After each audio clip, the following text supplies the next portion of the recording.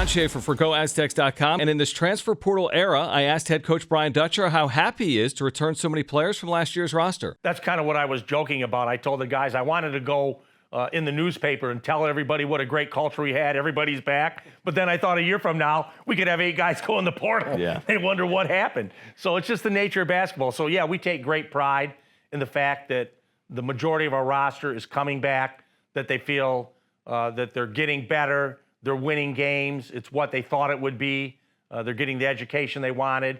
So we take great pride in that, but we're not naive enough to know that a year from now, these guys always have options, and that's the good and the bad of the portal. When you see a good basketball fit, how do you make sure it's going to translate to the culture that you've built for all these years? You ask the right questions. You know, I remember back when KJ Fagan came here, we already had Malachi Flynn, and so Malachi, we had a point guard, and KJ came in and said, Coach, you don't understand. I'm shooting the ball a lot where I'm at because I have to. I want to pass the ball. I want to make others better around me. I want to win. And so you have to talk to the kids to find out what they're about. I don't want a kid that comes in here and says, I scored 18 where I was at. I'm going to come score 30 for you. You know, I want a guy that's about winning. That's the most important thing, that wants to get better. And those are the kind of guys I'm looking for. You've talked about, in terms of having a player with popularity like Kimo Ferrari, you've joked about him being like a mayor of San Diego. You're going to have the chance to keep him as part of your staff moving forward. What's that going to be like? Yeah, Kimo was working on his MBA, and so he has another year to finish it. So why not finish your MBA here at San Diego State and start developing as a young coach? Because I think Kimo has a future as a coach. He wants to get into coaching. And so finish your MBA. Work with the program that you finish your career with, and help the young guys around you get better. So we're excited to have Kimo as part of our staff next year. What type of impact did he make? Just one season, but coming back to San Diego with a team that gets the NCAA tournament, what impact did he have on your program? He was a great leader in the locker room, and the players loved him. You know, he put his work in. He played his way onto the floor. He played important minutes. He was an effort guy, a hustle guy that could knock down shots. And so it's like adding AG to the staff. You know, he's a guy that played here. He knows what it is to be in that locker room. And now he can translate all those experiences being an Aztec to being a coach of the Aztecs. And hopefully Kimo will be able to do a lot of the same things. The role that Mesa and the community has played, you had a quote with Mark where you said, listen, if it was solely about money, we wouldn't have a team. I mean, there's so much more that goes into it. But obviously, the financial aspect is critically important as well. What can you say about the job that Mesa has done to put you in this position? If we don't have Mesa, we don't have a team. You have to have something for these guys in NIL. And trust me, as much as people don't like the concept of some of these guys getting paid to be college players, it's the new reality. And so we have to deal with it. It's happening at every college in the country, at your college and at others. And so we have to have something for these players. And our avenue to do that is the Mesa Foundation.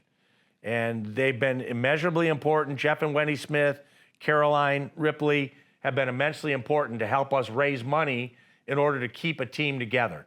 And like I said, we don't just play for San Diego State. I like to think we play for the city of San Diego. And part of Mesa is outreach, whether it's the food bank or whether it's camps for underserved populations, any number of things. We're trying to give back to the city of San Diego. ALS walk, blood drives. So we don't just say we're paying players. We're trying to give back at the same time. And I think that's important, where people can feel good about that. In addition to Mesa, you've had the opportunity for the last year to play in this Players Era Festival. You'll have that chance again in 2025, also in 2026. How instrumental is that in part of the process to get your program where it needs to be with name, image, and likeness?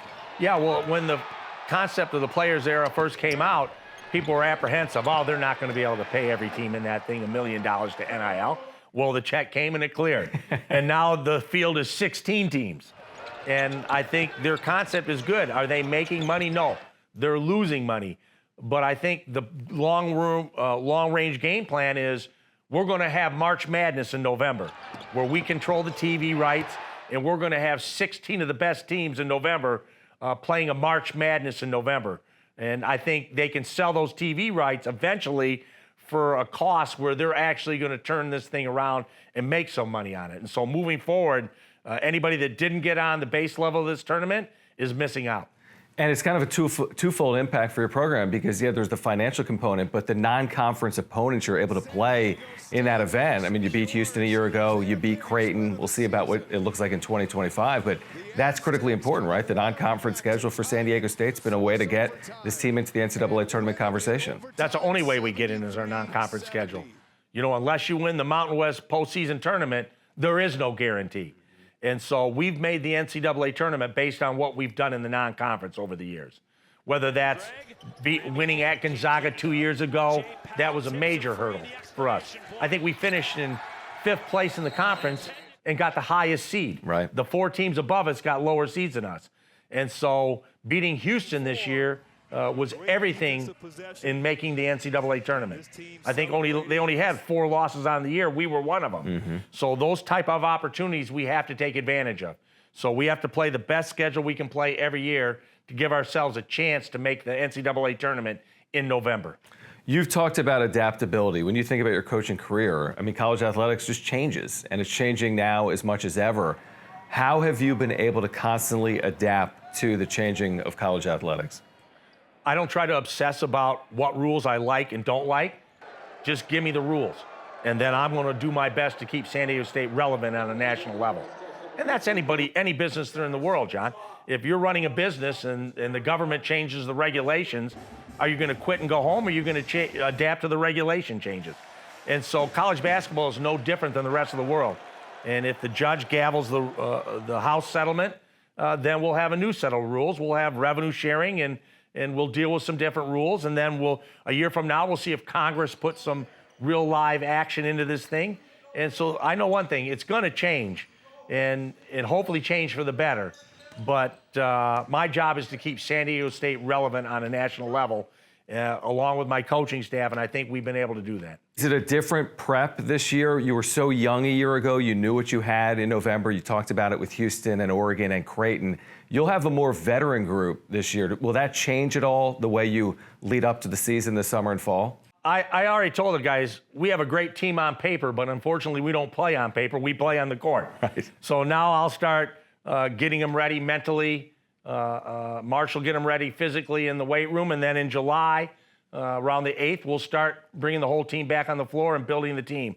So every team in the country says they want to run better, and only a handful can do it. I want to run better. I'd like to be more dangerous on the break. Sometimes people complain about our pace of play, but a lot of time that's dictated by our defense. People take a long time to get a shot up against us. So sometimes that slows us down. It doesn't mean we want to play slow offensively. It's just our defense is so good, the pace of play is slower. So we want to continue to defend at a high level, because that's the way we win games when the shot's not going in. So we're going to stay with some of the staples of this program, yet always look to improve ourselves. How important is it for you to have the continuity of your staff? Because you've had so much carryover over the years, you know, whether it's Dave Velasquez, obviously J.D. Luster, you've got Ryan here now, you have Aguilka Rope, your training staff, athletic staff. I mean, how important is that to the team's success, the carryover you have with your overall staff? I learned a long time ago, if you surround yourself with really good people, really good things can happen. And it's not just our players. People have to understand the players are turning down more money to stay here. The coaches are turning down more money to stay here. And they're turning down Power 4 conference positions because they love their experience here. They love the way they're treated. They love having an impact on this program. And they love the kind of kids they're working with. And so sometimes you're willing to settle for less in order to get more. And I think everybody in this program ends up getting more than financial by being a part of Aztec basketball. I wanted to ask you just about Viejas Arena, because every time I speak with these student athletes, they always talk about Viejas, the experience, the fan base. I mean, in the state of California, in the West, there's really nothing that compares to the experience of San Diego State men's basketball. How much of a selling point is the fan base, the arena, for the overall program? I mean, the best student sections and crowds, environments in the country, especially in the West Coast, are Gonzaga, San Diego State, and Arizona. Those buildings are full, the fan bases are electric, and that has a lot to do with getting players to come here. They want to play in that kind of environment. And so that's no disrespect to any other programs on the West Coast. but I think no one would argue in the fact that those are the best environments out west.